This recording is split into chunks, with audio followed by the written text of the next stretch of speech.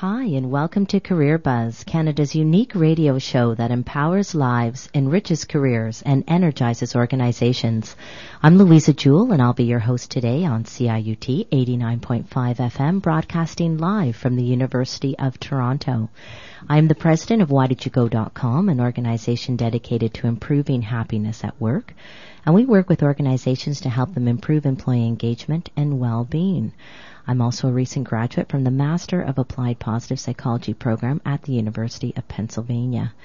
I want to introduce my co-host and gorgeous husband, Mr. Tim Jewell, CTO and co-founder of a company called Data Deposit Box. Welcome, Tim. Thank you, Louisa. It's nice to be here. Always good to have you by my side. It's another day here. It's another day at the station. So today we're talking about how to engage and motivate employees when your organization is going through really tough times. What do you think?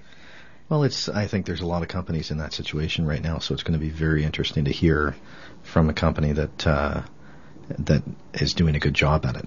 Yeah, yeah. You know, it's amazing because the more and more I talk to people, too, the more you hear about, all the tough times that people are going through. Yeah. It's not too far you have to reach before you've got some friends that are in tough positions and coworkers and the whole bit. Yeah. It's not as rosy in Canada as it seems from the press. Yeah. No, it's very true. It's very true. So it is difficult to motivate and engage employees at the best of times. But how do you get people excited about coming to work and be fully engaged when your organization is going through very challenging times? So today we are joined in the studio by, we have two guests in our studio today. We have Crystal Dolliver and Brian Martin from Northern Lights Canada, which is an organization that helps people and organizations develop their potential by providing comprehensive employment training, vocational rehabilitation, and recruiting services. Now, due to a number of customer-driven changes in the past 2 years, Northern Lights has had to completely revise their organizational strategy and business processes, all in the midst of absolute uncertainty about what the future holds. So let me introduce Crystal Dolliver, who leads the corporate training division of Northern Lights Canada. She's passionate about creating memorable training experience for organizations and individuals. Welcome, Crystal. Hi, how are you? I'm good. How are you doing? Great. Wonderful to be here. Well, it's great to have you here. And also joining us is Brian Martin, who is the VP of Quality Assurance at Northern Lights Canada. Welcome, Brian. Hi, Louisa. It's great that you can both be here today in the spring. Yeah, April. Thanks for having us. That's great. Well, it's lovely that you could be here. So Crystal, let's start with you. Tell us more about Northern Lights Canada. Whenever I'm asked that question, I think probably the simplest question is we're a family. And I think that really epitomizes the organization and the way that the organization functions. But in terms of what we do, we work in employment services to support and assist individuals who are looking for work. And we do that in 20 different offices across Ontario. We also work in vocational rehabilitation. And in fact, that's our foundation. That's where we came from. And we also have corporate training. So we deliver training to employers, to organizations, to support them in the work they do. Oh, good. And tell us more about your role at the company. So my role is kind of a person with hats, many, many different hats. I lead a team of trainers. I lead trainers throughout the company. We have 220 staff.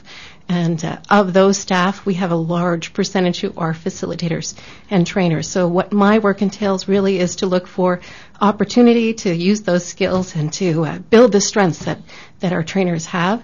And also I look for opportunities for us to create and innovate. And that's really where we focus. Well, that sounds interesting. Create and innovate.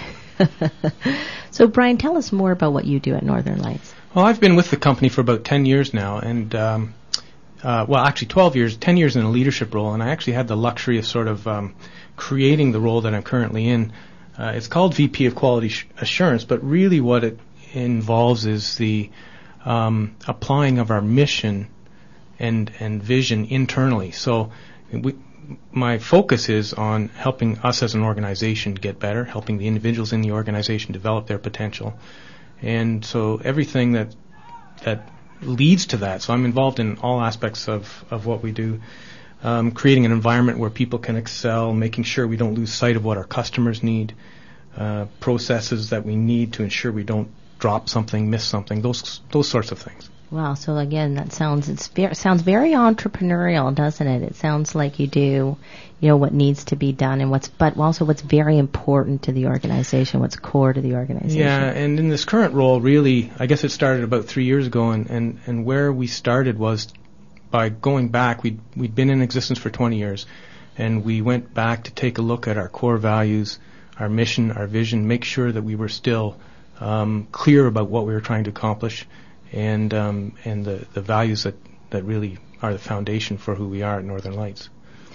Well, I had the opportunity to do some work with Northern Lights, and I was really, really impressed. I've worked with a lot of organizations, and I have never found an organizational culture that is as positive, uplifting, supportive as I have at Northern Lights. And I worked with Northern Lights with one of my partners in New York City, Shannon Pauly. And, we both said the same thing, that we're just spoiled for any other customer we work with because it's just such a great place to be. It's true. Louisa came home and would tell me about it and tell me about her experience there. And she's not just saying that, Yeah. because you're here on the show. And it's interesting. I've heard those exact words from employees saying, I'm spoiled to work anywhere else. Yeah. And I think a lot of us really do feel that way about the company. So, so it's an interesting thing to be there and then at the same time be facing challenging times and to kind of look at how does that work. Well, this is it. So let's start off. Maybe share a little bit more about your culture at Northern Lights with our listeners. I would. It's fairly easy, I think, to picture. There's some core concepts that we just sort of stick to. We call it a flat organization, which really means that in spite of roles, we all view each other as equals. So there's no sort of hierarchy. We try to avoid that hierarchical sort of thinking. We use self-directed teams, so that means putting people together, not prescribing for them how they have to do their job, but saying, here's the job that needs to be done. Figure out the best way to do it. Yeah. We avoid policy like the plague because again we want people to use their best judgment instead of referring to the manual in terms of how to do something, how to solve a problem. We learn from each other. So. But that requires trust too, doesn't it? Because there's a lot of organizations who wouldn't leave it up to the employee to, just use their best judgment because they don't trust that people can do their jobs. Yeah, trust is huge. Yeah. It's in fact, in the past year, I've sort of come to realize that values aside, trust is sort of the glue that sticks it all together. Because without trust, none of it just sort of falls apart.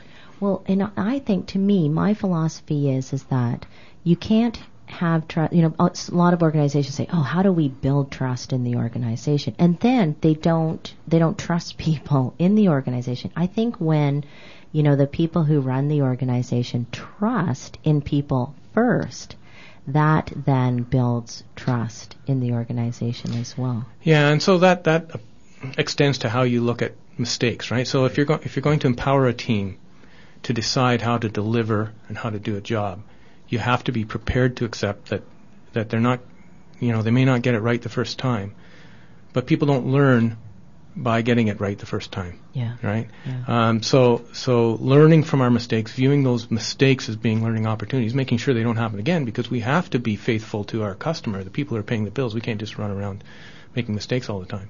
Yeah.